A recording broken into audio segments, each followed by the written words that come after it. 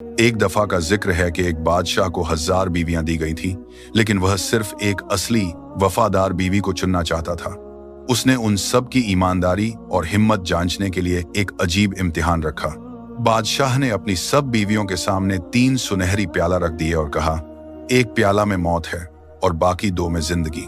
कानून बहुत सीधा है, जो प्याला पी लोगी या जिंदा रहोगी या मर जाओगी, और जो इनकार करेगी उसे फौरन सजा दी जाएगी।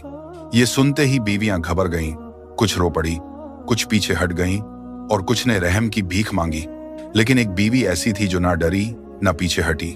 वह आगे बढ़ी, पहला सुनहरी प्याला उठाया और पी लिया, फिर दूसरा प्याला भी पी लिया, आखिरी तीसरा प्याला भी हिचकिचाहट के बगैर पी डाला।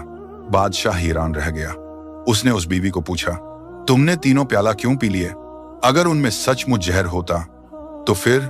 बीवी बोली, मेरे बादशाह, जहर से मरना मुश्किल नहीं होता, लेकिन अपनी वफादारी और यकीन से मुंह मोड़ लेना, यह सबसे बड़ी मौत होती। अगर इन प्यालों में मौत भी होती तो मैं उसे कबूल कर लेती, क्योंकि मैं चाहती थी कि आप जान लें कि मैं डर के पीछे नहीं छुपूंगी। जो फैसला आपने रखा उस पर मेरा पूरा यकीन था।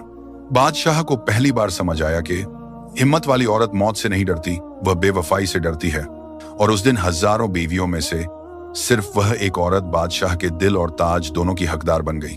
इस वाकया का सबक यह है कि जब एक औरत सच्ची वफा निभा देती है तो मर्द चाहे बादशाह हो, गरीब हो या फकीर, वह अपनी बीवी को हमेशा एक मलिका की तरह ही रखता है।